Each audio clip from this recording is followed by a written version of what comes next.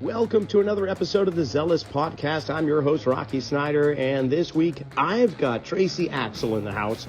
She'll be my guest from USA Surfing. She is the director of high performance. We're going to talk about what it was like to go to the Olympics in Japan in 21, how she works with those athletes in USA Surfing, the Olympians and those that are hopeful, and a whole lot more. Make sure you subscribe to the channel if you haven't already, and follow us on Instagram at Rocky_Snyder, and away we go. We could talk, obviously, all about surfing, yeah. Which I would totally dig surfing. I would love to get your experience at the 21 Olympics with John, and Carissa, and Mr. Marks and the rest of them and all that. That'd be great. But were you over in Haleiwa for John's win last weekend? Not this recent event. No, I was actually on the East Coast. I was visiting family. So I'm originally from Maryland. So from suburbia in a small beach town called Ocean City, Maryland. And I know Ocean City, Maryland. Yeah, so that is my hometown beach. I was lucky to get one really good, fun, cold surf while I was there. Me too. I was in New Hampshire at the beginning of November, and I scored. Have you ever gone up and surfed New England? Not New England, no, just New York as far as I've been. That's far enough. Yeah, I grew up outside of Boston, went to school back there, and then moved out. I followed some friends out here about 30 plus years ago now. I think it'll be 31 years next month, but I still keep a board with my family that live on the coast of New Hampshire, which of course it's like 18 miles of coastline. There's only 4, maybe 5 towns that make up New Hampshire, but there's this one beach break that is within walking distance from where my mom lives. And I had that all to myself one Friday it was like waist high, peelers left and right. And the thing about that, it's always offshore. I couldn't get over it. Nobody paddled out. And it was like temperature of Santa Cruz. It was about 53, 54 degrees. So I felt right at home. But the strangest thing, nobody paddled out. I thought, well, did I miss a sign at the beach saying it's shark warning or something, Right, totally. But I've never surfed Ocean City. What's that like? It's been barreling beach breaks. So we are ones to chase hurricane season. I've been lucky to score a couple hurricanes in the tail end of summer, start of fall. It must have been right after the Olympics, actually. I went home for about 3.5 weeks, and there was it was like Henry and Larry were like back to back. And I keep just like a 5'5" like catch surf skipper, and the surf community is still growing. It is very small. We have some rising talent that's coming out, even that's on our junior development team, and I think the pure stoke that comes from growing up on the East Coast is that we're not used to the consistency of waves as much as that. Like it'll be flat for days, or that'll just be a little bit of a corner here and there. But like when the waves turn on, I mean, the stoke level is just like next level. So, there's one state and national park just right on the outside of Ocean City called Assateague Island, and it is probably one of the most majestic looking places. There's wild horses on the beach. I always kind of reference Wedding Crashers. That's pretty much where all of it is shot. So nice. The vibe's always really mellow. I think because people are just really stoked to just actually have waves. So I try to bring that same kind of stoke aloha spirit to the West Coast, because surfing, Southern California, everyone's like, oh, it's crap, and I'm like, it's 3 to 4 and it's consistent. Like, so we got so spoiled. I am so spoiled in Santa Cruz right now. It's macking. It's 6 to 10 foot faces. Yeah, it is firing right now. It just shows my commitment to you on this episode here, because tide is dropping. It's going to be a minus by 7:20 this evening, and it wasn't all that high. And although the water quality leaves something to be desired, it's cleaning up every hour, but it is just firing. And I got to say, Santa Cruz, Huntington has Surf City with the court battle and all that. They got it, but that's fine. We're like Surf USA here, because honestly, it's with the exception, the good thing is that the water temp stays so cold that most people don't want to be here, which is awesome. True. That's true. Yeah. Because you can keep Huntington. I don't know what it is, but every time I come to Huntington, it's all blown out. It's crap. It's just like, are you kidding me? This is where you want the US Open? I just scratch my head every year. But okay, we're just having too much fun with this conversation. There's no need to do any official intros, but Tracy, I want to know, first of all, I was blown away that you're a certified strength conditioning specialist and connected with USA Surfing, because of course my head goes back to the days of Spicoli and Fast Times at Ridgemont High, and maybe even later than that with Keanu Reeves at Point Break. But you don't, up until this point, I'll grant you, like the last decade, we're seeing a lot more commitment, a lot more focus, a lot more cleaner living in the surf community, especially the top pros in the WSL and now the Olympics. How did you get going with USA Surfing? Obviously, you're a surfer and you're CSCS. So I'm, first of all, very jealous that you've blended two passions together, because I've done it a little myself, but not to the extent you have. So take it away. Where did you come from? What's going on? Oh, I appreciate that. It's, I think coming from the East Coast roots,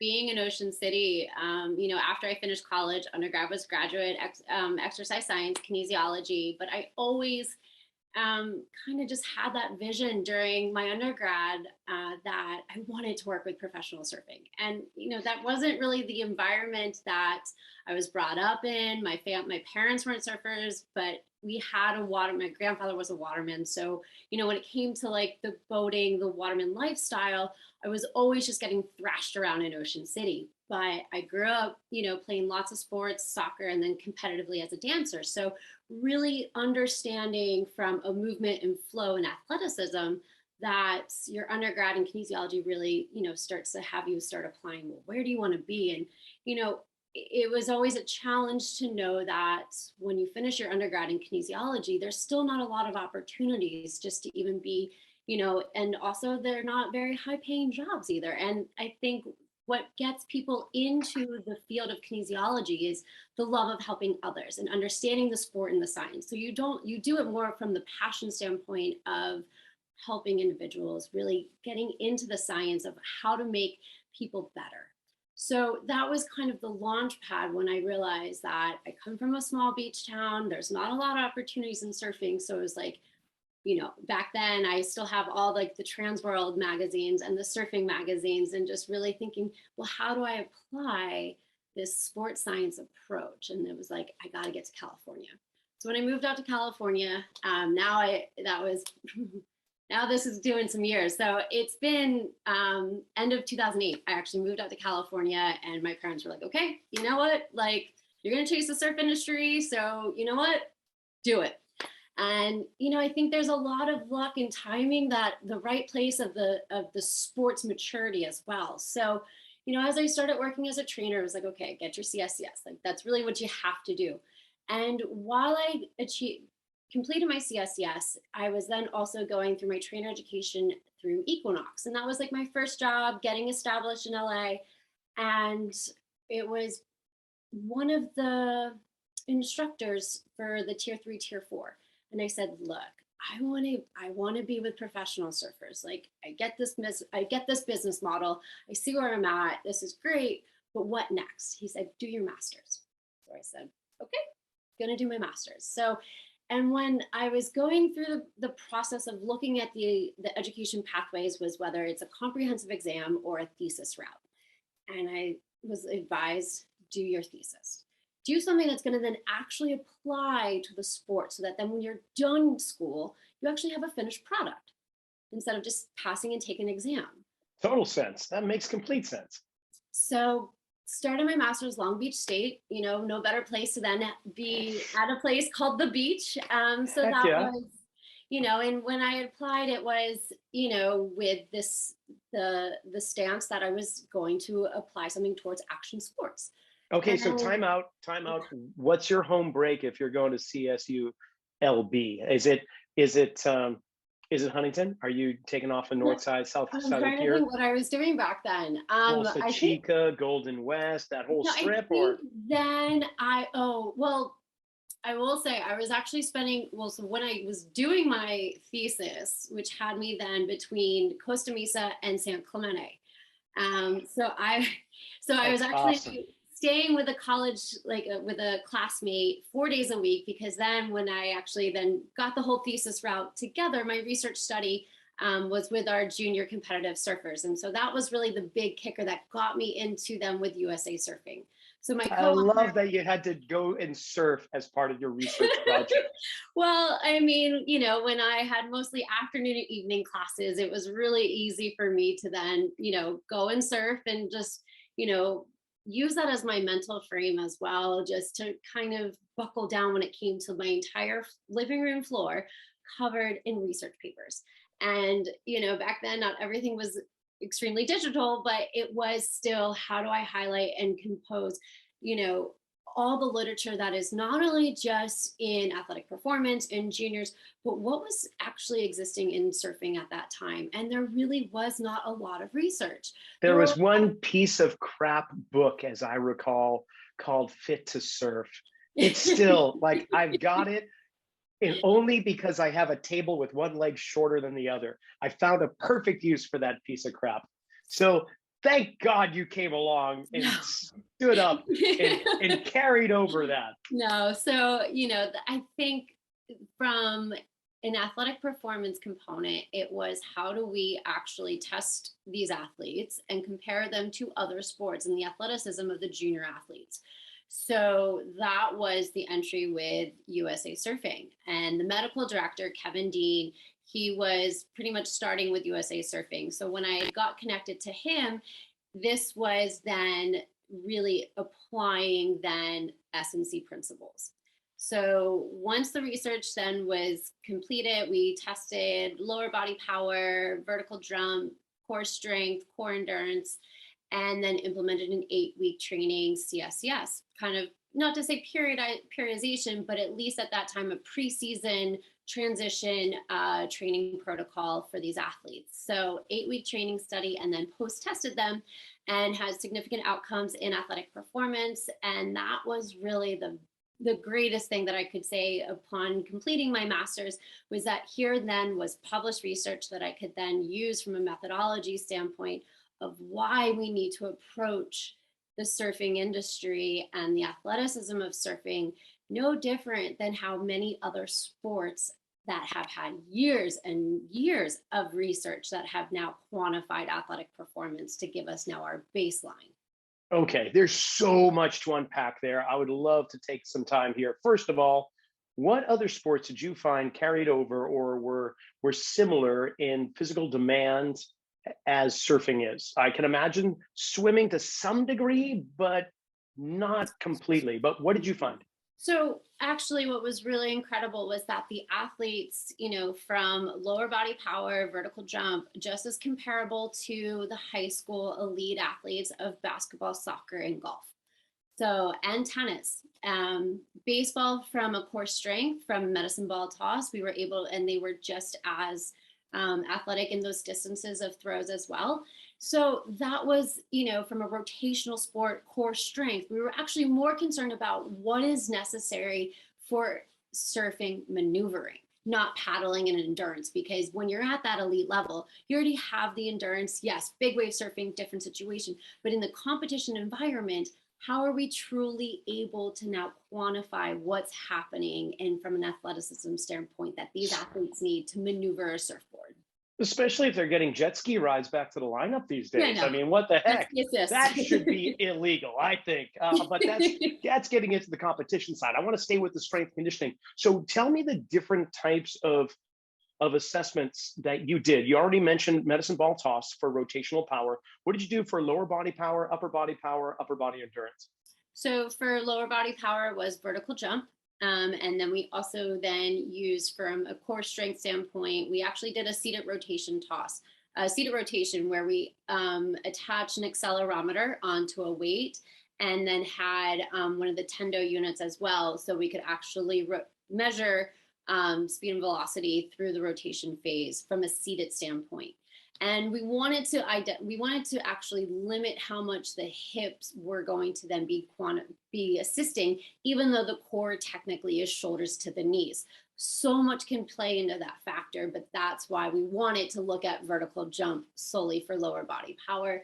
The medicine ball toss was on one knee. They weren't allowed a hip hinge. They actually had to stay pretty stable through that single knee. Then we did a rotational flexibility, which was we had found that there really wasn't significant differences in the core training program that applied to the rotational flexibility, but it was really from a standing position, touch down to the ground, and you had to actually rotate to touch an X, both situations. So more from a transverse rotation, and that's it was mainly a timed. And then the last test was core endurance, which was a plank. So. And then with that rotation, I'm curious, did goofy foot and regular foot come into play to show asymmetries, or were they fairly symmetric no matter which stance they opted toward? So when we looked at the differences between right and left, we actually didn't take surf stance into dominance when we were looking at the cohort.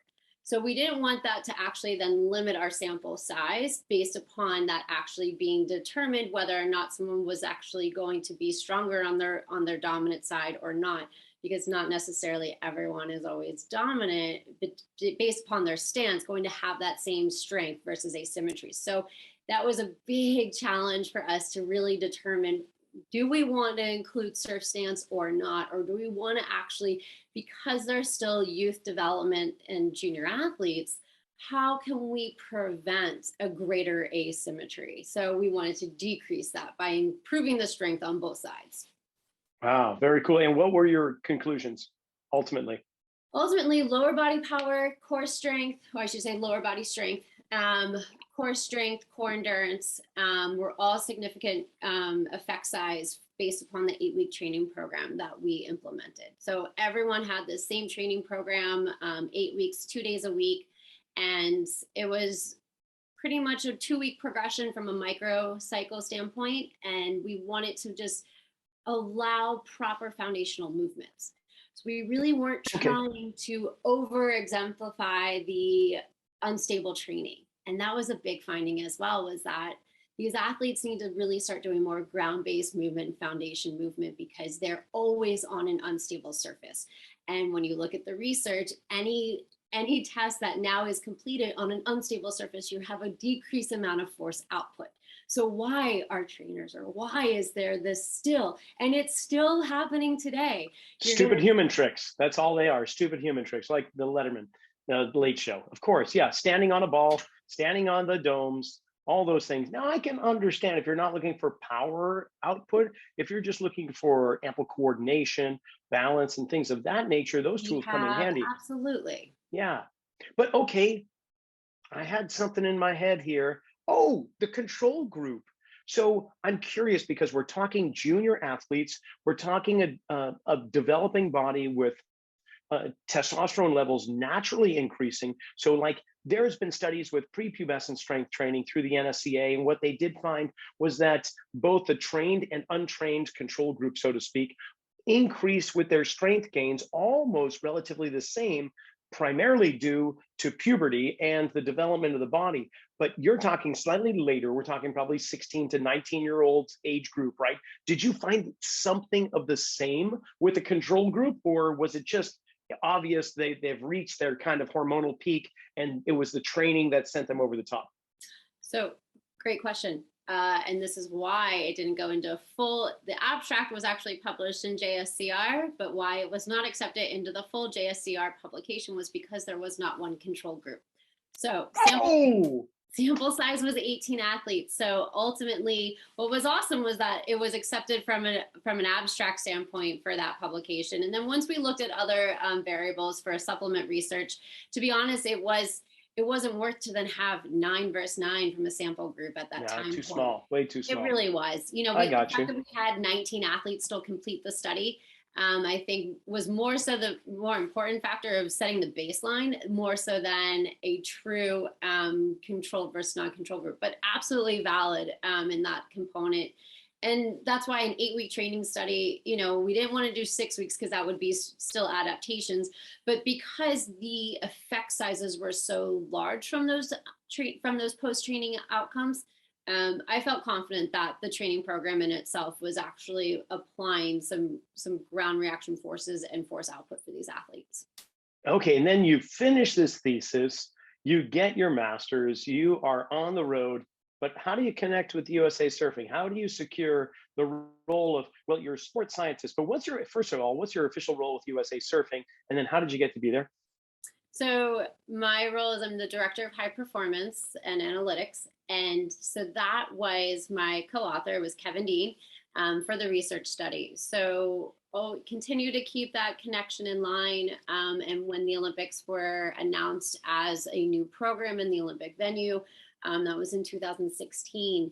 When the Olympic Committee and USA Surfing were building their high performance team, Kevin Dean was appointed as the medical director. And I continue to publish more research off of this original thesis that was then published again in April of 2018. So that was also another kind of leg up for me. And Kevin got the call, called me up. I got the message actually while I was in Bali, my last day. And it said, hey, great news. I want you on my high performance team. And it was kind of that first big dream. So I was really stoked. And, it's a lot of volunteering, and that was part of the master's is that there's a lot of volunteering through all of this that, for governing bodies, nonprofit organizations, you really have to devote that time and really do it for the love and the passion more so than anything else. Hey, podcast listeners. I want to let you know I will be on the East Coast this January to teach 2 courses of anatomy and motion.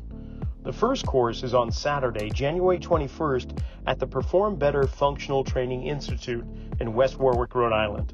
It is a full day of understanding closed-chain biomechanics of the lower body. Following that, I will be in the South Boston area of Hingham, Massachusetts to teach a 2-day course all about upper body biomechanics as it relates to the gait cycle. So if you keep scratching your head about your clients or athletes' recurring pain symptoms, it could be a matter of compensatory patterns. Once you get an understanding of how the body is supposed to move, you can compare it to how your athlete moves. Notice the difference, what's missing, and then have a better idea of what to do about it. To register for one or both courses, go online to my website, rockysnyder.com. Click on Courses and Workshops at the top of the page and hit the register button. This information has truly been game-changing for me, and not just me, for many of the Zelos podcast guests as well. So I hope to see you this January in Rhode Island as well as Massachusetts. And so on your daily kind of task here in your career, what does it look like to be director of high performance and analytics for USA Surfing? What does that entail?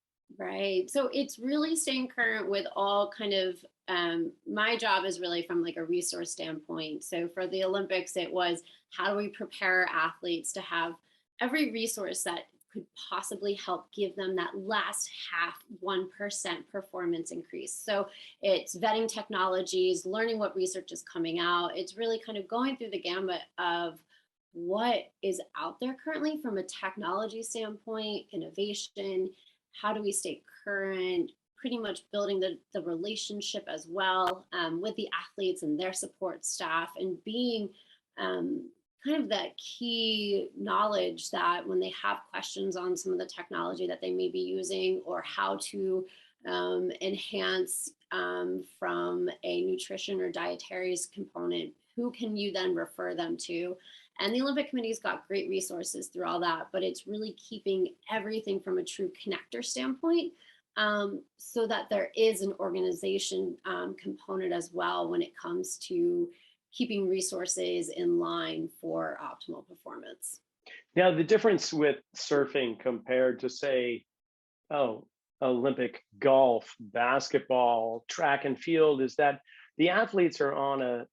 those athletes are on a very consistent environment, where surfing is obviously weather dependent, tide dependent. And as surfers, we're always looking at what the forecast is going to be like. And we can go on to plenty of internet sites these days and get wave cams to see what it's doing and get a little bit more insight. But I imagine, well, you had 4 athletes. You had Caroline Marks, you had Carissa Moore, who took home gold, John Florence, and Kaloe Andino, right? So do you go up to those athletes and give them the breakdown for, first of all, got to say the surf conditions were not the best they could be, right? There was a couple days where Well, they weren't bad. you know what? I will say this. If You're from Ocean City, Maryland. Hold on. You're tainted by your view right now. So I think there was a major silver lining that, COVID had brought with the delay of the Olympics from 2020 to 2021. And that if you had looked at the conditions of the waves over 2020 during surfing's waiting period, Okay. it was flat. Oh, Literally flat, like nothing. So when there was then a typhoon, or pretty much we had a monsoon coming through, where all the other sports were worried about being rained on, we're stoked. we were over the moon. And it truly showed the athleticism for how big and how, there was one time someone was like, do we get a jet ski assist on this? Because the paddle out at that beach break in Chiba was next level. So the athleticism it truly then showed what was necessary for these athletes to actually have. And Carissa's final, for those that haven't seen it, Duke was shining down, a rainbow appeared, and I still get chills thinking about it. But the men gave it such a great go, and unfortunately, Kolohe and John had to go up against each other. But in the days leading up, we had arrived about a week in advance for not only just our training camp and quarantine and acclimation time period. We were fortunate enough to be further south in a town called Makinahara, which is where one of the wave pools are.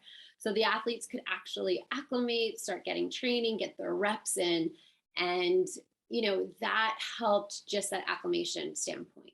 But I will say the surfers, we were on those calls with Surfline and the forecasters, and they already have strong relationships. So it's important that, again, my job is to just always be kind of that 3 steps ahead, but they know what works best for them. And they have such dialed regimens, but there's always just that one little missing kind of key little critical component that they may not always know. So it's nice to be able to provide that extra intel or explain some of the science behind why jet lag is extremely fatiguing and what happens on day 3, day 4 from a heat and humidity protocol standpoint, where the heat index was 95, 98 in Japan when we were there. So ice baths, and here I'm with some of our staff and we're lugging the ice into the pools and dropping. So, it takes a village, and everyone was just making sure that the timing of the meals. But when that forecast was being shown, I just remember Kolohe being on one of the calls, and everyone's, we're all like huddled together and we're listening and we're watching the storm track between the 2 models. So that was really exciting. And the fact that it was not flat was probably the best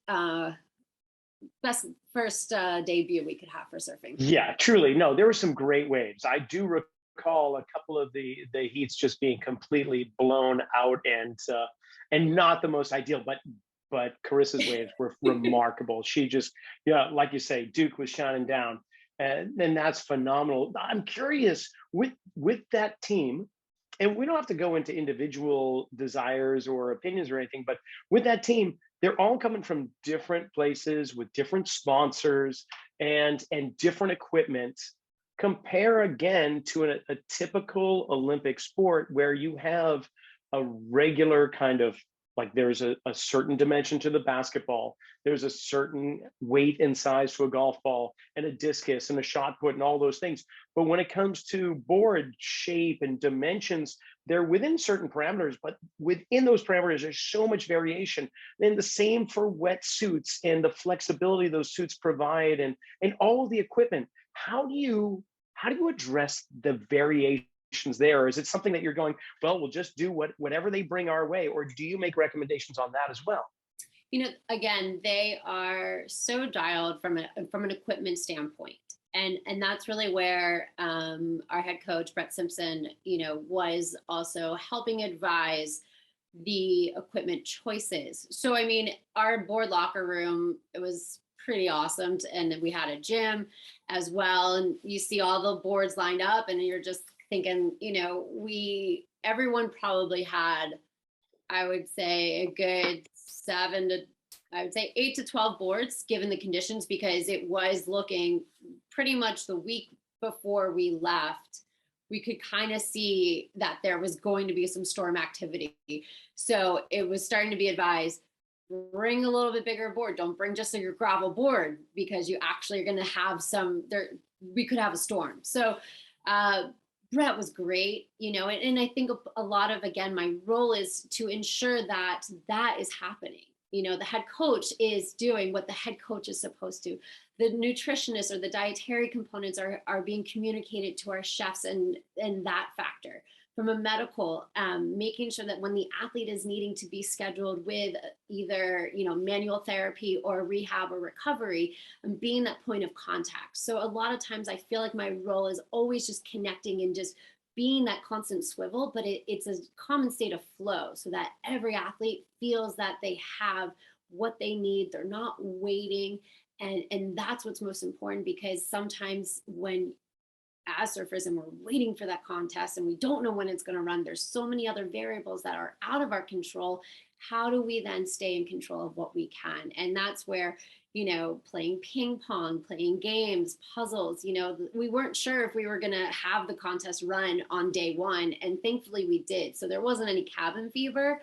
But again, our kickoff quarantine training camp was such a great morale for everyone to really bond, and to also surf a pool. They were stoked on that, and just really coming back. John and Chloe both were coming off of big injuries, so it was making sure that the recovery time from flight, was really having just a nice cadence, so that then they could peak at the appropriate time.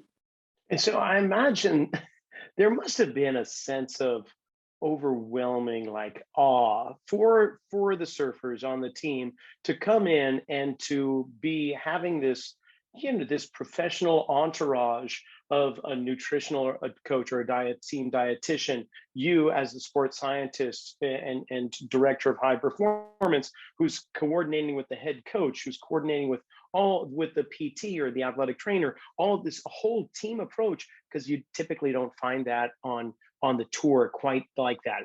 Is that accurate? Absolutely. I think it's from an education standpoint and just really being a source of knowledge. And I think all these athletes are at that next level, that their sponsors, and for as many years as they have been doing all the contests that they have been, they've learned a lot and they know their bodies extremely well. So it's really, the Olympic Committee is always kind of like, don't change what's already working, and that's really where, when everything is already pieced and dialed, but it is such a really gratifying when you can inform them of that one little piece of knowledge where they're like, oh, that makes sense. And you're thinking, oh, well, yeah, right. So, you want to have those healthy conversations, and just, it really creates then a next level of resourcefulness that you can be for those athletes.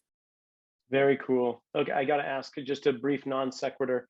That barrel that's behind you, is that pipe? What is that? That's or back door? It wouldn't be. That's a right. All I know, it's called the Green Room. An old client. It was a nice gift that was given to me, and I guess I can kind of crouch into it at times. That's it. You're in it. Brilliant. Okay, so how about this? Pre-surf warm-up routine. What does an Olympic surfer do to prep for paddling out? Because there's a whole bunch. You go down to the beach and you'll see it, old fat guys in rubber just bending over or bending backwards. But then you've got some people doing a little sun salutation. But what did the U.S. Olympians do as a form of warm-up? Yeah, there was a lot of kind of prehab exercises, a lot of band work. I think for those athletes that were coming off some injuries, just getting the activation through the hips, glute activation, then all the way down to ankle mobility. So from bottom of the chain working up, every athlete has their own regimen, I think, which was also really cool. But to then from a activation, coordination standpoint. Some athletes just wanted a couple, ball tosses or a couple banded work, just assisted in that component. When they were foam rolling before we would even leave, I mean, that's the thing, is that at the beach during our pre-training camp, everything had to be like blocked off just because of Japan's quarantining and COVID restrictions. But we ensured from a hypervolt, we had red light therapy, a lot of mobility ultimately when it came to like before hitting the water. But sometimes they just were just like any other surfer, just ready to jump in and just kind of hustle and go. And what about fueling? Is that your responsibility, or do you have a nutritionist or dietitian? So currently, that resource is usually through the Olympic Committee. Okay. But what I tend to do is either outsource that for the athletes. But I think within exercise science, I think there's a lot of proper tools or proper fuels that a lot of athletes kind of go to. We had a massive stock of Go macros. I'm not gonna lie, those were kind of the best kind of bars for these athletes.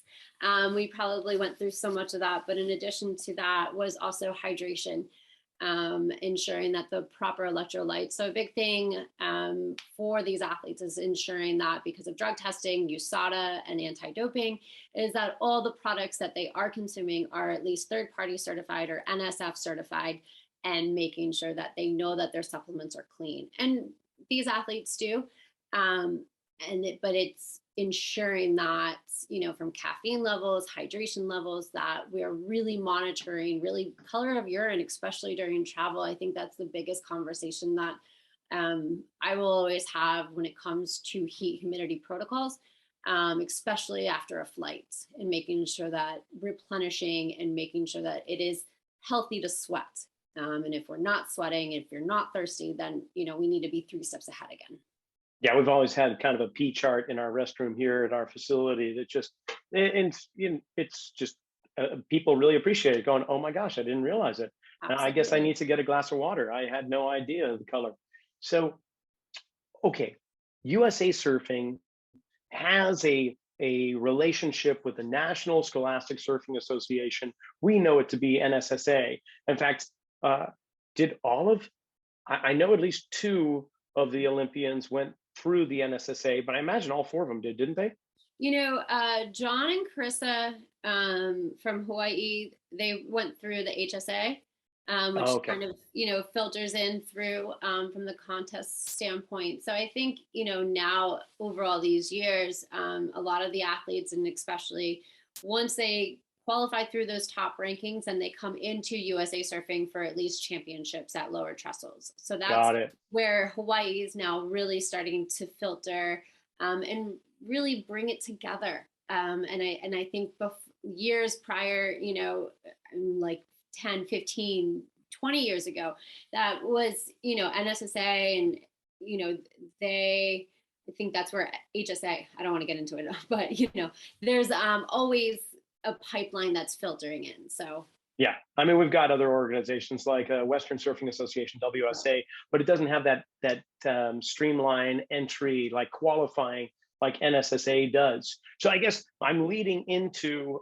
up and coming. First of all, little caveat on the side, you referred to these surfers as athletes, which is a just refreshing, wonderful kind of heartfelt acknowledgement that, yeah, surfers are athletes through and through. You try and paddle out even 100 yards to the lineup and see how you're doing if you've never done it before. And then try and time it right so you can stand up on a board and that is completely unstable. And to make it look easy, well, that's just a completely different level entirely. And that requires athleticism for sure. So these athletes truly are athletes. They just happen to be riding solar energy that's transformed into liquid. We won't have to get too deep into that. But how about the up and coming? Like, are you working with obviously you did your master's with the youth population, but do you still maintain that? Obviously we're in between Olympics right now. So what's your role look like right now?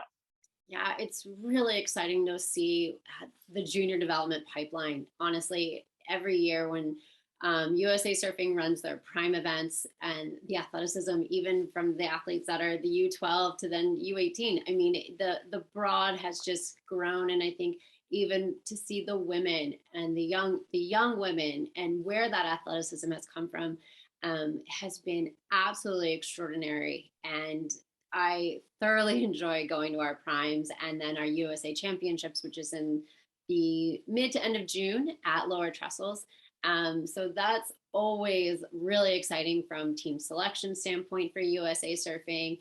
And then also just watching how the sport continues to grow.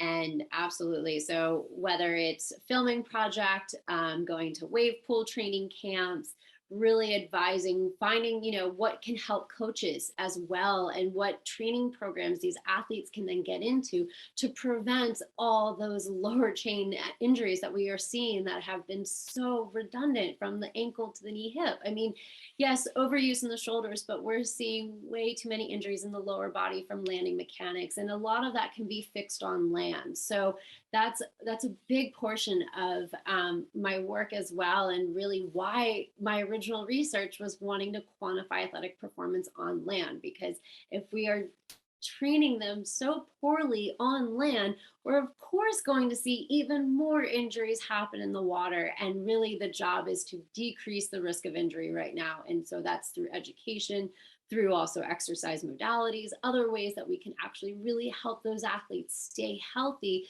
from, a next level standpoint.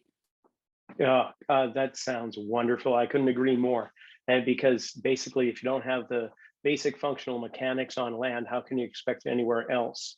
So, and you brought up COVID too, because the delay in the Olympics, but that was a silver lining, not only because it was flat in 2020 and then monsoon typhoon season occurred for the Olympic time, but I'm just thinking of the youth, and I can only speak for the youth in Santa Cruz because I was directly affected, related, and connected with them. Because when COVID shut down everything around, national and state parks and everywhere else, even in Southern California, your beaches closed down. Santa Cruz, there was only one weekend, I believe, if I think right, I think there were only 2 days where you couldn't go out onto the water, and they were crap and flat anyway, so it didn't really matter. But then we could actually access the waves, we just couldn't stand on the sand. If you were going to walk from the sidewalk out to the water, that's fine, you just couldn't linger. Yeah. Well, I bring that up because what we're seeing here in Santa Cruz, at least, is we're seeing an amazing generation of advanced young surfers, to the likes of which we probably haven't seen for 15 to 20 years. And I think primarily it was because they couldn't go to school, they were all homeschooled, and therefore they had more access to surfing. And I can speak for my own kid, where his level of surfability skyrocketed in those 2 years, to the point where I'm watching these kids now, and a lot of them are qualifying for the USA Surfing. Yeah. They went through NSSA. There are a couple Santa Cruz kids that honestly, it's been really cool watching, and they're now probably 14. And I remember when they were 12 or 10, I'm thinking, these rippers. These rip. So, you watch out for Max. You watch out for Brody and Max and James. There's a whole bunch of those kids that are coming down there, and they are going to, Maddie, who was just in the Coldwater Classic here, and she did great. Yep. She's on our high school surf team, and my son as well, though he has an affinity for longboarding, although we both shortboard. There's something about, well, you have that dance background, so you can understand it, although you're a shortboarder by heart, it seems. Yeah. But and we won't talk about the fact that there's no longboarding in Olympics. We can save that for another discussion. But they are in the Pan American Games, which is really yes, exciting. They are. And we went down and tried to do a qualifying round there with you guys, and that was wonderful. So the opportunity is abound for the youth in surfing and advancing on. But what about the Paralympics? I'm curious, are you joined in with USA Surfing and the Paralympians? We've got a lot of adaptive surfers here in Santa Cruz, and I'm wondering if that is part of your position too. USA Surfing and the Paralympic team just brought home gold, which was at Pisno Beach, and bravo to them. It was absolutely amazing and absolutely inspiring. And there's been a lot of conversations that it should be within the Paralympic program. And I think there is the opportunity that it will have an exhibition. I don't want to speak wrong, but it is absolutely amazing and incredible. And just to see that level of athleticism from a Paralympic standpoint, it is phenomenal and absolutely necessary that it should be. And I think the right time, it's here ultimately. So I feel really confident that that's part of from a support level and just right time, and it will get there. So Tracy, what excites you? What gets you going with your career and everything? I mean, I can feel your passion, I can feel your energy, but specifically, what is it when you get out of bed, you're like, oh yeah, I get to do this or that today, or I'm looking forward to this coming next year or whatever? Yeah, I think, and this may sound so surfer cliche, is that there's always constant change, right?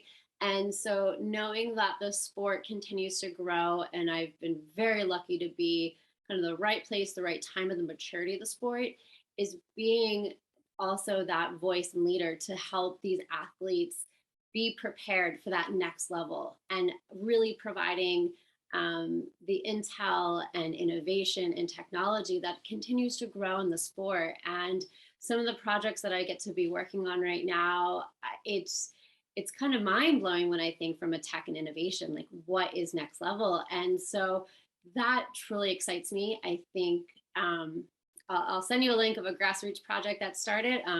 So we'll talk another time about that next project, but it's been really exciting from a quantification and biomechanics standpoint, that,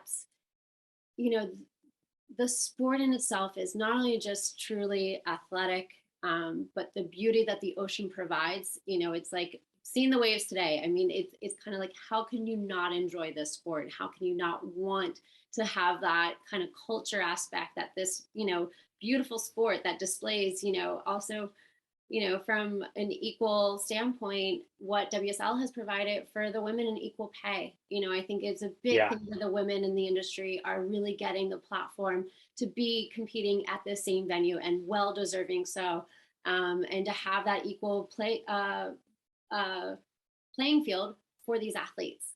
I think is absolutely tremendous, and it's taken some time, and it's there. And I think that's where, what some of these Olympians have also been able to understand is that surfing is much bigger now, and it has its global outreach, and the fan base is growing. I think once people really understand is that we do truly care about our playing field, and that the rest of the world needs to also care about what that impact has on this playing field and the ocean and the environment and that impact.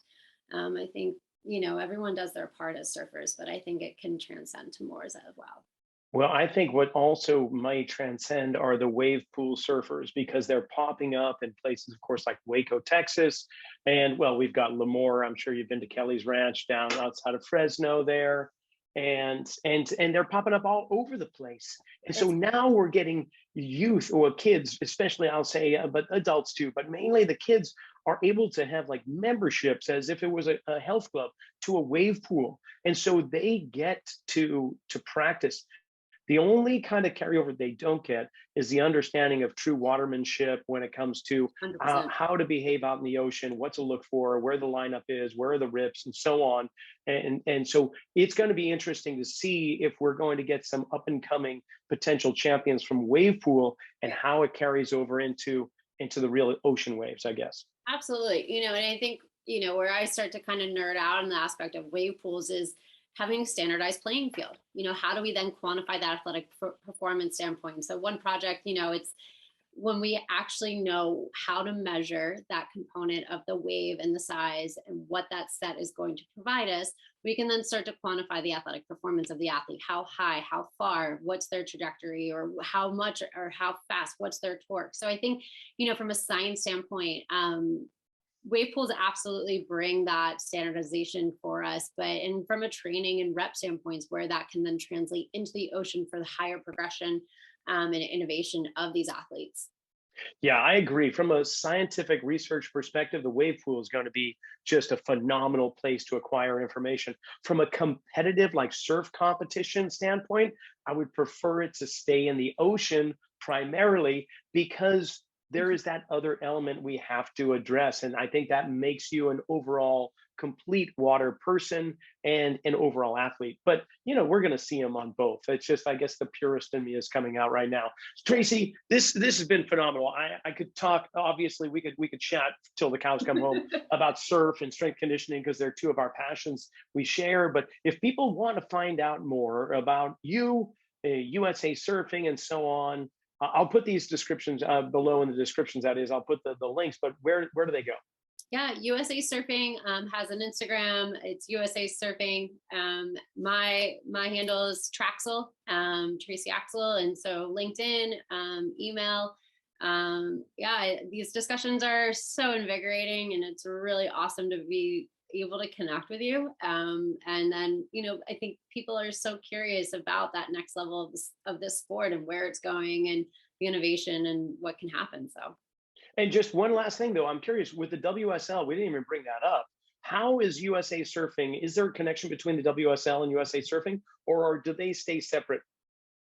Yeah, no, I think there's been a lot of conversations and, working together to ensure that, from an athlete health and safety, from the calendar year, what's going to happen, there's always those communications. I mean, I personally have, some great contacts and love kind of chit-chatting in the water because, their headquarters is right down the street from me. So there's always kind of that great working relationship as well. And then final ones here. When are you coming up to Santa Cruz next? So we have a prime contest, January 8th, 9th. I'm hoping I can get on that trip. So I was there last year when there was that tsunami. Oh, that was awesome. Harbor. We were on the east side of town because we were supposed to have a high school contest at that time. Oh yeah. Yep. And then right around 7:30 or so, the girls' longboard division went out. And the next thing you know, where did they go? Oh, they had been swept around. And then the next thing you know, they swept back. It was crazy. So yeah, you guys, that was my first experience up at Santa Cruz. And so hopefully I'll get on. Well, we wanted to welcome you proper with the tsunami. That's it. It was awesome. Yeah, that was crazy. Really, really epic. So hopefully that junior prime, I'll get on that one at the start of the new year. So. And then just to prove how hardcore surfers are, you just delayed it a day. You stayed up and you're like, well, tsunami's not going to get in our way. We're just going to go out on Sunday and Monday. And the kids get to take the day off for all the little ones that are still competing. Oh, no, that was great. And you had good conditions too. We did. Yeah. Oh my gosh. And the parents, I think what was so great was the parents, really understood, this was out of our control, like natural disaster. This is part of our sport, and when the city and the lifeguard patrol, you gotta follow the rules. So we had to that day. So yeah, I was one of those parents where I'm just going, really? You want to stop? Come on.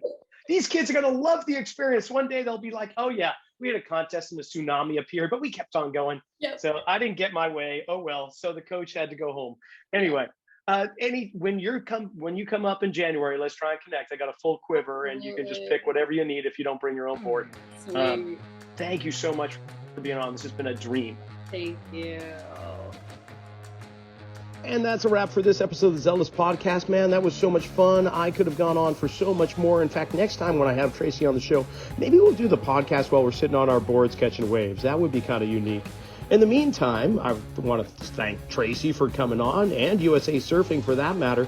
But don't forget, next month, January 21st, I'll be at the Perform Better Functional Training Institute teaching a one-day course all about lower body biomechanics as it relates to the closed chain, or the most common functional movement pattern we have, walking, our gait pattern.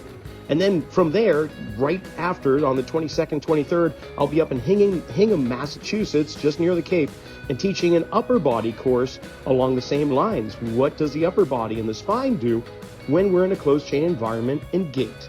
So you can go to my website, rockysnyder.com, and register there. Just click on events and follow the lead. You'll get yourself a nice early bird discount for the Perform Better. And while you're there, sign up for the upper body. Until then, we'll see you next week.